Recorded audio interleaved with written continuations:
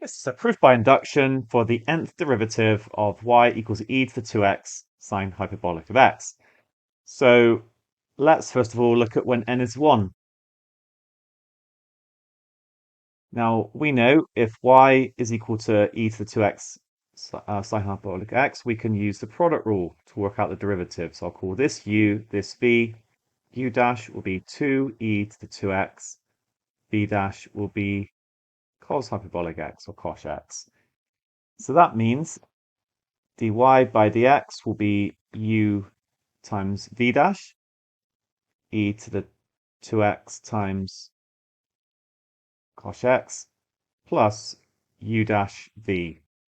So that will be 2 e to the 2x sine hyperbolic x. Sorry, these are 2s, they don't look great. Okay, there we go. I could factorize out e to the 2x and then write it as 2 sine hyperbolic x plus cos hyperbolic x. So let's just check with the formula.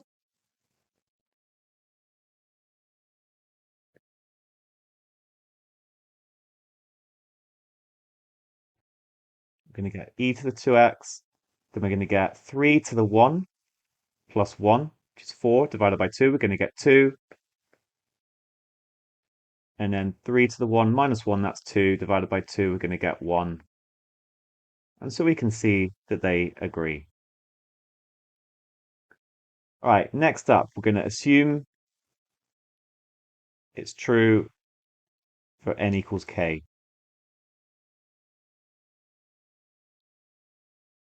I'm going to write this down. This just takes a little while. So dky by dxk is going to be e to the 2x,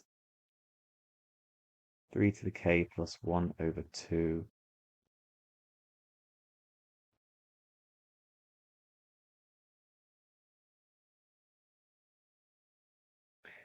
And we want to show that it's true for n equals k plus 1.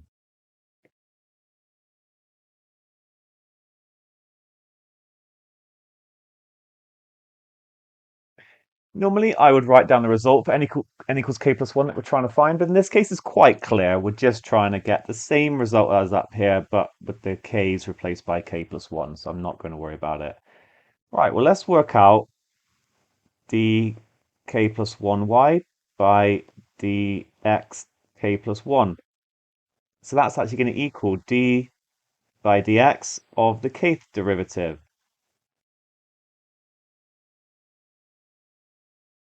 So I can take the result here and differentiate it.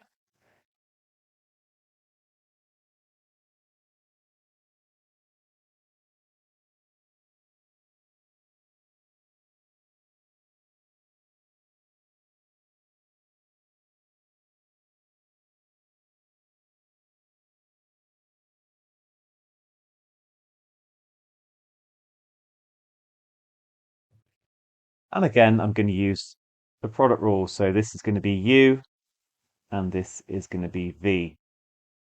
So let me write down here. So actually, let me write up here. U dash is again going to be 2e to the 2x. And then v dash is going to be 3. Remember, this is just a constant, 3 to the k plus 1 over 2 cos hyperbolic x plus 3 to the k minus 1 over 2 sine hyperbolic x. So then I'm going to get u v dash e to the 2x times this.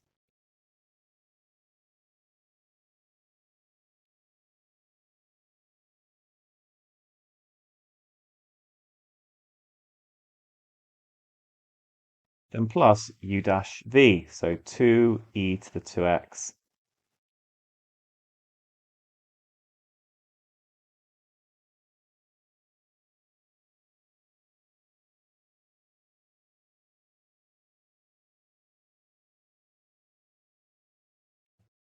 Okay, I'm going to factorize out an e to the 2x because that's what we want on our final answer. Now, just before I do, I'm going to multiply this second bracket through by 2, bringing the 2 in basically, so it becomes a 2 there.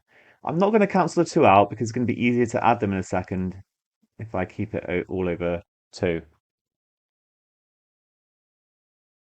So we're going to get e to the 2x, and then it'll be 3 to the k plus 1. For the actually, I want to do the sign to start with because that was, sorry, that was the left-hand term. So okay, so I've got this term and this term that I'm bringing together. So 3 to the k minus 1 for 2 plus 2 times 3 to the k plus 2 all over 2, and that's times sine hyperbolic x, and then plus 3 to the k plus 1 plus 2 times 3 to the k minus 2 all over 2 cos hyperbolic x. Remember, we're trying to get something that looks a little bit like this, but with all the k's replaced by k plus 1.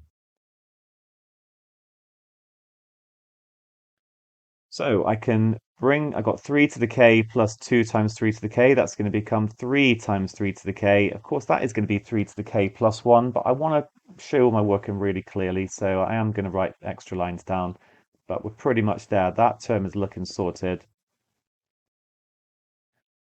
And then with the cos hyperbolic one, I've also got 3 times 3 to the k, but I'm going to be minusing 1.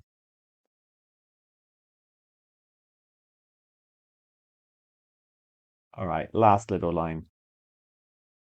3 to the k plus 1 over 2 sine hyperbolic x plus 3 to the k plus 1 minus 1 over 2 cos hyperbolic x. And that is precisely what we wanted.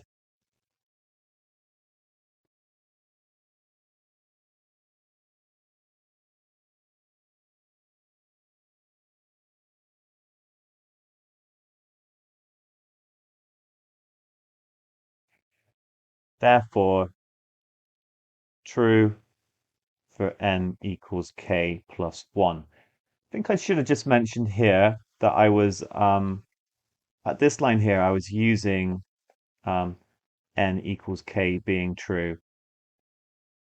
Because what we've done is we've shown essentially that the first statement is true, then we've assumed that the kth statement is true. It's like some dominoes here. Assume this one is true, and showed that the kth one leads to the k plus 1th term, i.e. that this domino knocks over that domino, which means the first domino knocks over the second domino, or the first statement implies the second statement, which implies the third statement, and so on. So final little conclusion, true for n equals 1. N equals 1, so n equals k true implies n equals k plus 1 true by the principle of mathematical induction.